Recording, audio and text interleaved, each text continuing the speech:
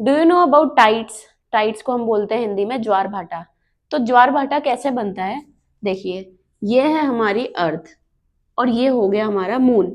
सो कितने रीजंस है जिनकी वजह से ज्वार भाटा बनता है?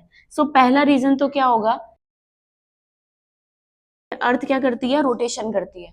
तो अर्थ के रोटेशन की वजह से ये अपने सेंटर की तरफ कौन सा फोर्स लगा रही है, यहाँ पर ये लगाती है सेंट्रीफ्यूगल फोर्स। कौन सा फोर्स? Centrifugal force. और सेंट्रीफ्यूगल फोर्स क्या करता है, चीजों को बाहर की तरफ फेंकता है।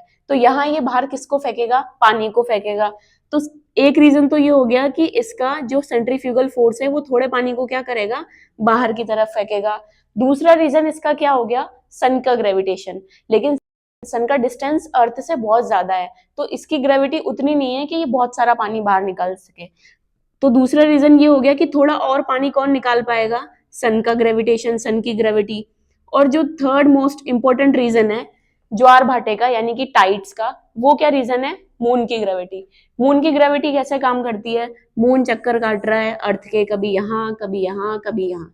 तो ये जहां जहां पर जाएगा अपने आसपास वाले एरिया पर एक बल्ज बना लेगा, यानी कि, और जहां पर बल्ज बनाएगा उसे हम क्या बोलेंगे, हाई टाइड्स बोलेंगे। क्या बोलेंगे उसे, हाई टाइड्स। लेकिन मून के साथ साथ अर्थ का भी रोटेशन हो रहा है, तो इसके अपोजिट जो पार्ट सबसे दूर होगा अर्थ के रोटेशन की वजह से, वहां पे क्या बनेंगे, लो टाइड्स बनेंगे। अच्छा, तो हमारे पास कितने रीजन हो गए टाइड्स बनने के, तीन रीजन।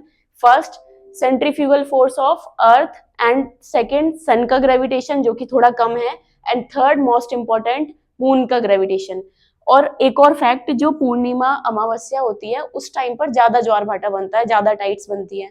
वो क्यों बनती है, क्योंकि उस टाइम पे सन एंड अर्थ एंड मून ये तीनों कैसे होते हैं, एक सीध में होते हैं, यानी कि एक ही एक्सेस पर होते हैं, जिसकी वजह से क्या होता है, ज्वार भाटा ज्यादा बनता है, हाई टाइड्स ज्यादा बनती है।